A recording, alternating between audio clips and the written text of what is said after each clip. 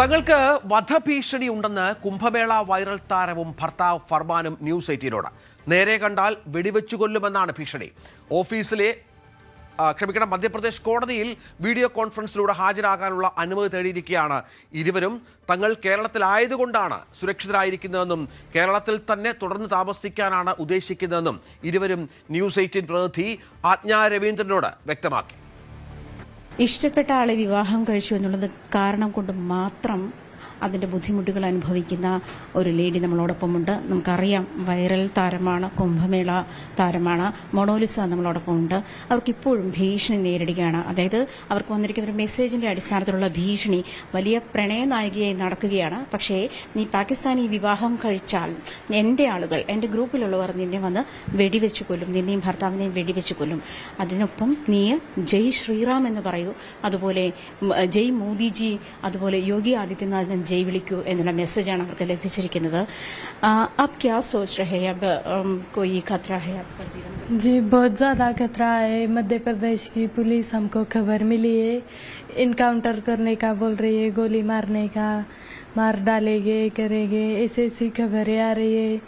मुझे मैसेज भी आया, ऐसे मोबाइल में मैसेज भी आ रहे हैं मारने का. ये बाहर से भी हमको खबरें आई, तो हम बहुत ज़्यादा डरे हुए, डर के मारे खाना खाने के लिए भी बाहर नहीं जाते. इतना ज़्यादा डर लगता है कि कोई मार देगा.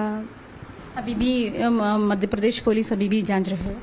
हाँ, अभी भी मध्य प्रदेश पुलिस हमें ढूंढ रही है. इधर ही है वो. इनके पास बेल 1 महीने का बेल दिया था इधर के कोर्ट ने, हाई कोर्ट ने. तो फिर भी बेल होने के बाद भी ढूंढ रही है. उनके 15 दिन के बाद ही, मतलब इनके यहाँ बेल है, 15 दिन से इधर ही है. उनको ढूंढ रही है हमको. बस पुलिस के सामने आप अभी भी अक्यूज्ड है. क्या सोच रहे हैं, अक्यूज्ड और विक्टिम? मैं विक्टिम हूँ मैम. एक्चुअली वो अक्यूज्ड मुझे बनाना चाह रहे हैं क्योंकि शादी के दौरान इसकी सब एज प्रॉपर सारे डॉक्यूमेंट्स है मैम. पुलिस के पास कोई डॉक्यूमेंट्स इनका नहीं है.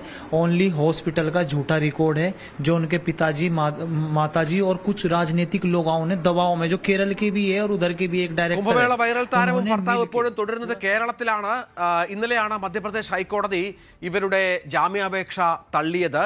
കേരള ഹൈക്കോടതിയെ തുടർന്ന് ഇവർ സമീപിച്ചിരിക്കുകയാണ്. ഇന്നിപ്പോൾ കേരള ഹൈക്കോടതി ഈ വിഷയം പരിഗണിക്കുമെന്നാണ് മനസ്സിലാക്കേണ്ടത്. കേരളമാണ് ഇവർക്ക് സുരക്ഷിതമെന്നാണ് ഇവർ പറയുന്നത്. മധ്യപ്രദേശിൽ പക്ഷേ നിയമ നടപടികൾ കടുപ്പിക്കുകയാണ്. ഇവർക്ക് അവരുടെ സംസ്ഥാനത്തേക്ക് പോകാൻ പറ്റാത്ത പശ്ചാത്തലമാണ്. അവിടെ നിന്നാണ് ഈ ഭീഷണി എന്നും മറ്റുമാണ് ഇവർ പറയുന്നത്. മഹേശ്വറിലെ പ്രത്യേക പോക്സോ കോടതിയാണ് മുൻകൂർ ജാമ്യാപേക്ഷ തള്ളുകയും മറ്റും ചെയ്തത്. അതായത് മധ്യപ്രദേശ് സർക്കാരിൻ്റെ കോടതിയുടെ കണക്കനുസരിച്ച് ഈ കുംഭമേള പെൺകുട്ടി, വൈറൽ താരം മൈനറാണ് എന്ന് തന്നെയാണ് അവർക്ക് നിയമപരമായി ലഭിച്ചിരിക്കുന്ന വിവരവും തെളിവുകളും മറ്റും എന്നുള്ളതാണ് ഏറ്റവും പ്രധാനപ്പെട്ട ഒന്ന്. ആജ്ഞ രവീന്ദ്രൻ ഏറ്റവും പുതിയ വിവരങ്ങളുമായി ചേരും. ആജ്ഞ, ഇവർ വലിയ ഭയത്തിലാണ് എന്നാണ് ഇവരുടെ വാക്കുകളിൽ നിന്ന് മനസ്സിലാകുന്നത്. ആജ്ഞ ഇവരോട് സംസാരിക്കുമ്പോൾ എന്താണ് ഇവർ പ്രകടിപ്പിച്ച ഇവരുടെ പ്രശ്നങ്ങൾ? ആജ്ഞയിലേക്ക് വരാം. ഏതായാലും വധഭീഷണി ഉണ്ട് എന്നാണ് ഇപ്പോൾ കുംഭമേള താരവും വൈറൽ താരവും ഭർത്താവ് ഫർമാനും വ്യക്തമാക്കുന്നത്. ഇവർ ആ സമയം മുതൽ തന്നെ, ഈ പ്രശ്നമുണ്ടായ സമയം മുതൽ തന്നെ കേരളത്തിലുണ്ട്. കേരളത്തിലെ പോലീസ് ഇവർക്ക് സംരക്ഷണം അടക്കം നൽകിയിട്ടുണ്ട് എന്നാണ് മനസ്സിലാകുന്നത്. കേരള ഹൈക്കോടതി നേരത്തെ പറഞ്ഞത് മധ്യപ്രദേശിൽ തീർപ്പാക്കേണ്ട കേസാണ്, അത് അവിടെ 1 മാസത്തെ സമയമടക്കം കൊടുത്തിരുന്നു. പക്ഷേ ഇന്നലെ മധ്യപ്രദേശിലെ പ്രത്യേക പോക്സോ കോടതി ഇതുമായി ബന്ധപ്പെട്ട് സുപ്രധാനമായ ഒരു വിധിന്യായം പുറപ്പെടുവിച്ചു. അത് ഈ ഭർത്താവിൻ്റെ, ഫർമാന്റെ ജാമ്യാപേക്ഷ തള്ളിക്കൊണ്ടുള്ള ഒരു വിധിന്യായമായിരുന്നു എന്നുള്ളതാണ് ഏറ്റവും പ്രധാനപ്പെട്ട ഒന്ന്. ഇപ്പോൾ അപേക്ഷ ഇന്ന് ഹൈക്കോടതിയുടെ പരിഗണനയിലുണ്ട്, കേരള ഹൈക്കോടതിയുടെ പരിഗണനയിലുണ്ട്. പക്ഷേ അതിൻ്റെ ഒരു നിയമവഴി എങ്ങനെയാണ് എന്നുള്ളതാണ് ഇനിയും മനസ്സിലാക്കേണ്ടത്. ആജ്ഞ കേൾക്കാമെങ്കിൽ ആജ്ഞ, എന്താണ് ഇവർ പങ്കുവച്ച ഒരു വികാരം ആജ്ഞയോട്?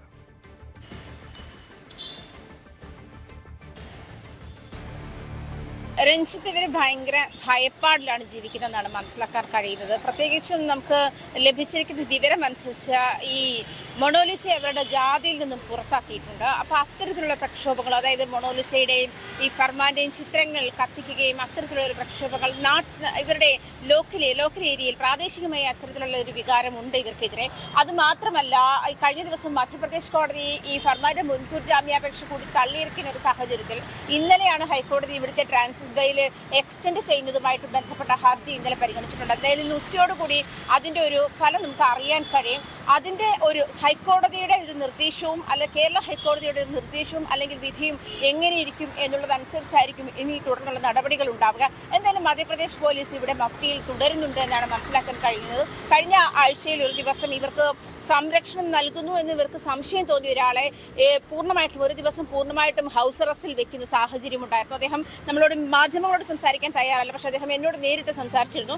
വേറൊന്നുമല്ല, സ്പീക്കർ ഫോണിൽ അദ്ദേഹത്തിന് വരുന്ന കോളുകളെല്ലാം സ്പീക്കർ ഫോണിലിടുക, ഇവരുടെ വീട്ടിൽ ആരെയും പുറത്തേക്ക് ഇറങ്ങാൻ സമ്മതിക്കാതിരിക്കുക, ആളുകൾ മൂവ് ചെയ്യുന്നത് എങ്ങോട്ടൊന്ന് ശ്രദ്ധിക്കുക, അതല്ലെങ്കിൽ ഈവൻ വാഷ്റൂമിൽ പോലും പോകുന്നത് അവരെന്തിനാണ് പോകുന്നതെന്ന് ശ്രദ്ധിക്കുക. അങ്ങനെ അത്തരത്തിലൊരു അധികാരവും മധ്യപ്രദേശ് പോലീസിന് കേരളത്തിൽ, അത് പ്രത്യേകിച്ച് ഒരു കേസിലും പ്രതിയല്ലാത്ത ഒരാളുടെ, മധ്യപ്രദേശ് പോലീസിന്റെ പരിധിയിൽപ്പെടുന്ന കേസുകളിൽ പ്രതിയല്ലാത്ത ഒരാളുടെ ആളെ ഹൗസ് അറസ്റ്റ് ചെയ്യാനുള്ള യാതൊരു അധികാരവുമില്ല.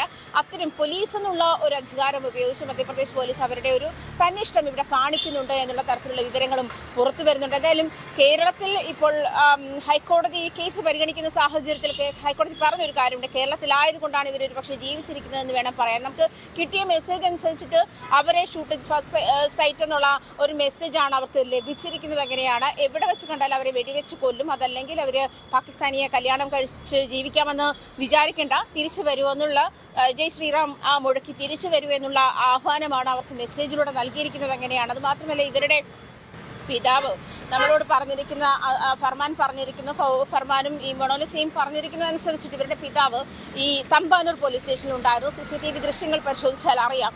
അദ്ദേഹമാണ് പിന്നീട് നാട്ടിൽ പോയിട്ട് ഫർമാനെ വിവാഹം കഴിച്ചു എന്ന് കേട്ടപ്പോൾ മകൾ മിസ്സിംഗ് ആണ് എന്നുള്ള പരാതി നൽകുന്നത്. അദ്ദേഹവും ഈ തമ്പാനൂർ പോലീസ് സ്റ്റേഷനിൽ ഈ പരാതിയുമായി ബന്ധപ്പെട്ട് അദ്ദേഹവും തമ്പാനൂർ പോലീസ് സ്റ്റേഷനിൽ ഉണ്ടായിരുന്ന ദൃശ്യങ്ങളുണ്ട്, അതും നമുക്ക് പരിശോധിച്ചാൽ മനസ്സിലാകുമെന്നാണ് പറയുന്നത്. പിന്നീട് അവിടെ പോയ ശേഷം ഈ മൊണോലിസയുടെ ബ്രദറിന്റെ, അനിയന്റെ ഡേറ്റ് ഓഫ് ബർത്ത് വെച്ചിട്ടാണ് ആശുപത്രി രേഖകൾ ഉണ്ടാക്കിയത്. അല്ലെങ്കിൽ ആശുപത്രി രേഖ എന്ന് പറയുന്നത് ഈ ബ്രദറിന്റെ ഡേറ്റ് ഓഫ് ബർത്ത് ആണ്. അത് അദ്ദേഹത്തിന് 17 വയസ്സായി. ബ്രദർ എന്ന് പറയുന്നത് ഇവരെക്കാൾ 3-4 വയസ്സ് ഇളയ ചെറുപ്പക്കാരനാണ് എന്നാണ് മൊണോലിസ പറയുന്നത്. ആ അനിയന്റെ ശരി, ആജ്ഞ രവീന്ദ്രനാണ് വിവരങ്ങൾ പങ്കുവച്ചത്. ഏതായാലും വധഭീഷണി ഉണ്ട് എന്നാണ് ഇപ്പോൾ കുംഭമേള വൈറൽ താരം പറയുന്നത്.